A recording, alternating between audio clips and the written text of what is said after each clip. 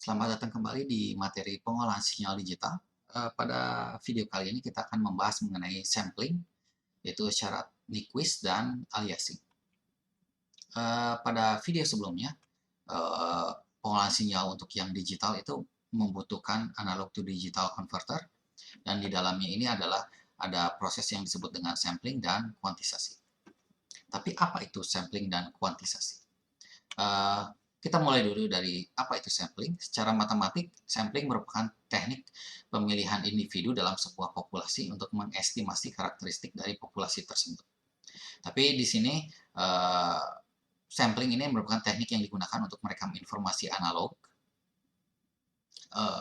dari fungsi yang continuous menjadi bentuk discrete Y jadi N dengan cara mengambil potongan informasi secara periodik dengan periodisitas TS. Jadi kalau misalkan kita memiliki sinyal kontinu seperti ini, yang nilainya itu continuous, lalu kita ambil sampelnya pada periode tertentu, jadi periodenya itu T, yang tadi waktunya itu adalah TS, nanti pada 0T, 1T, 2T, T besar ini akan diambil datanya sehingga nanti kita dapatkan sinyal discrete seperti ini. Nah, proses pengambilan data dari waktu ke waktu ini disebut dengan sampling, dan nilai sampling ini yang akan menentukan seberapa bagus kualitas dari pengambilan datanya.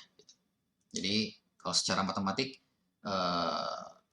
informasi discrete itu adalah informasi continuous yang diambil dari T-nya itu pada periode tertentu dengan nilai N yang berubah dari data ke data.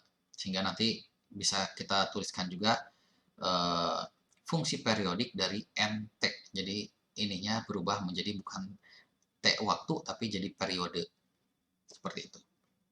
Nah, sampling ini merupakan kunci yang digunakan untuk mendigitalisasi informasi analog seperti suara, foto, dan digital, dan lainnya juga, sehingga sesuai dengan sifat continuousnya. Gitu. Jangan sampai ketika kita sampling, ternyata informasinya banyak yang hilang atau rusak. Gitu. Jadi contoh sampling itu adalah kita mengambil cuplikan dari sinyal analog ini dari waktu ke waktu dengan periode tertentu, sehingga kita dapatkan data baru, itu data discrete, seperti yang di sebelahnya ini. Seperti itu. Nah, salah satu syarat yang harus dipenuhi ketika melakukan sampling itu adalah syarat Nyquist. Ini diusulkan oleh Harry Nyquist. Jadi ini merupakan kondisi yang cukup untuk merekonstruksi sinyal analog. Itu adalah bahwa frekuensi samplingnya itu harus lebih besar atau sama dengan 2 kali dari frekuensi maksimum yang ada di sinyal itu. Jadi kita harus mengetahui dulu frekuensi maksimum di sinyal yang kita miliki itu berapa. Nah, baru kita bisa menentukan frekuensi samplingnya itu minimumnya itu berapa. Jadi kalau misalkan frekuensi samplingnya itu sama dengan 2 kali frekuensi maksimum yang ada, ini kita sebut dengan minimum sampling. Sampling minimum yang diperbolehkan atau ya cukup bagus. Gitu. Kalau frekuensi samplingnya lebih besar daripada 2 kali frekuensi maksimum yang ada, itu kita sebut dengan oversampling. Jadi mensamplingnya berlebihan, walaupun kualitasnya jadi semakin bagus. Gitu. Dan kalau lebih kecil daripada syarat Nyquist ini, kita sebut dengan undersampling. Jadi syaratnya di bawah dari syarat samplingnya. Nah, ketika kita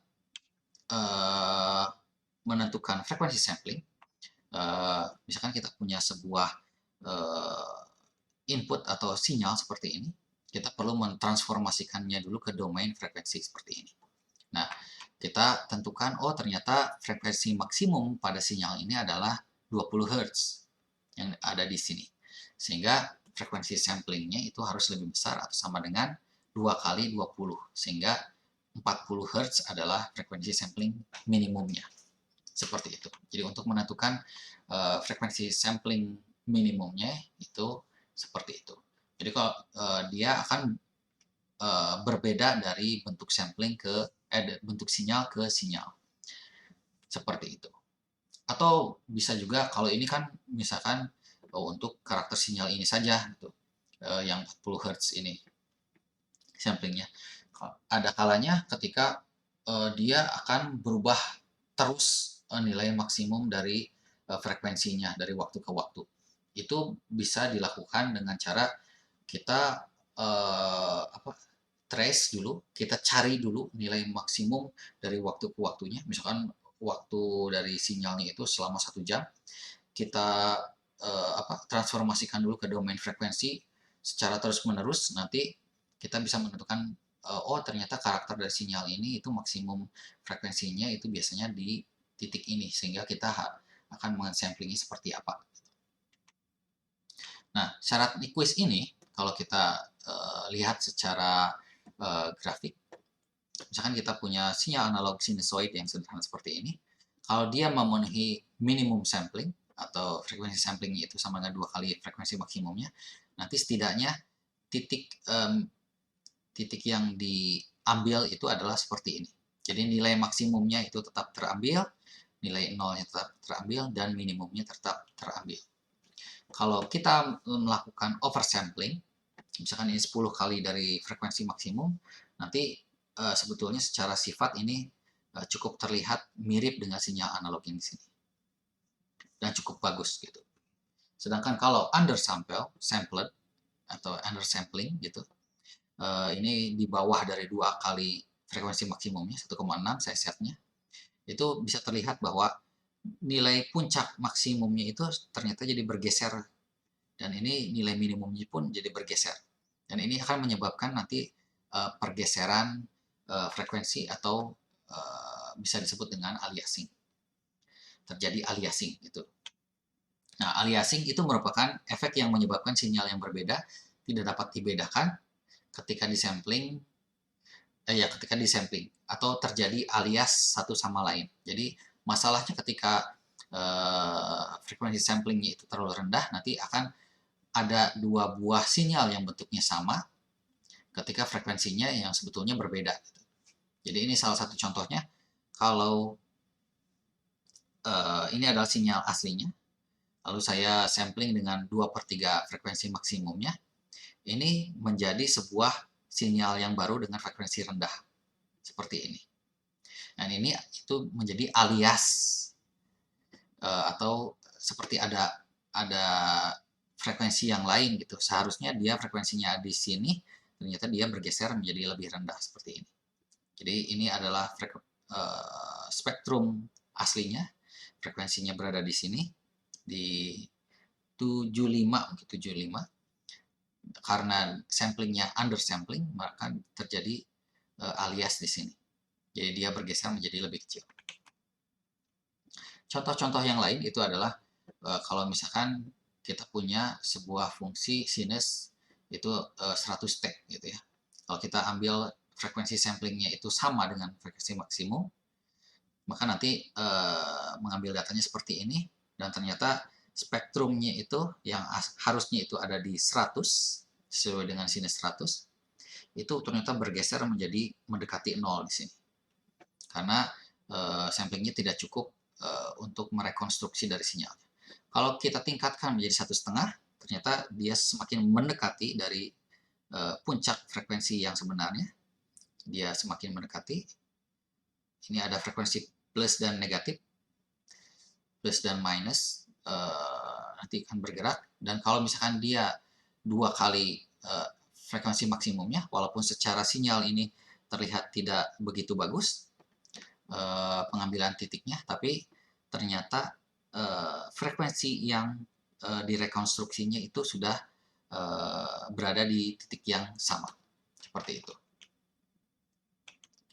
Jadi jangan sampai kita mengambil sampelnya itu di bawah atau under sample, seperti itu, karena akibat dari pergeserannya. Nah, kalau misalkan kita pertinggi lagi atau oversample, jadi 4 dan 10 frekuensi maksimumnya, nanti dia posisi frekuensinya akan tetap sama. Yang membedakan adalah nanti di domain waktunya itu bentuknya akan seperti apa. Seperti itu.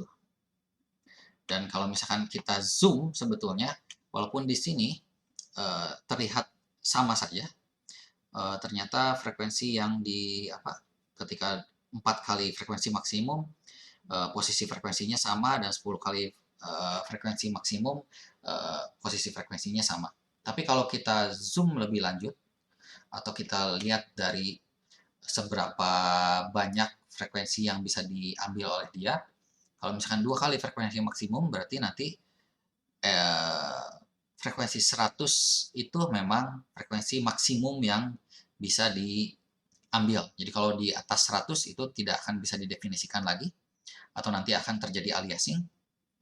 Tapi kalau misalkan 4 kali frekuensi maksimum, ternyata dia bisa mengambil sampai 200. Jadi misalkan ada frekuensinya 150, misalkan di sini, itu masih bisa dideteksi oleh sampling frekuensi yang ini. Dan tentu saja kalau misalkan 10 kali Fmax, dia menjadi sampai 500.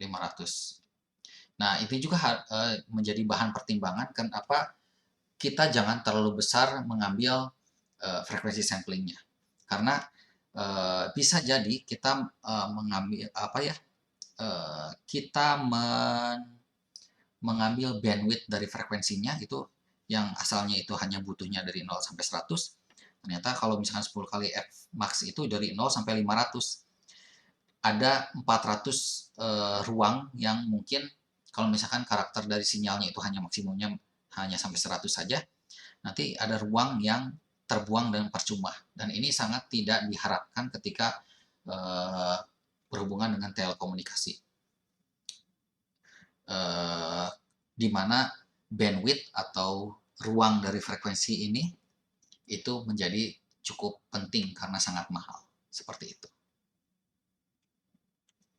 Ini contoh lainnya, kita akan animasikan bagaimana kalau kita pengaruh frekuensi sampling terhadap spektrumnya. Jadi kita punya domain sinyal analognya, lalu kita ambil samplingnya, dan nanti bagaimana si spektrum atau domain frekuensinya berubah dari ukuran sampling ke sampling. Seperti itu. Nah, ini sinyal sebenarnya, ini sinyal sampling. Nanti akan divariasikan dari 0,2 sampai 4 frekuensi maksimumnya. Seperti itu. Nah, ini gambarannya ketika berosilasi dulu awalnya, terjadi aliasing, dan ini kalau semakin besar menuju ke 2 dan lebih, itu nanti frekuensinya menjadi tepat sesuai dengan apa yang kita inginkan. Tapi ini di sini bisa terlihat bahwa frekuensi yang dilingkupinnya ketika lebih besar daripada 2, itu nanti akan semakin lebar, semakin besar, dan kalau semakin besar terus dia akan semakin besar lagi.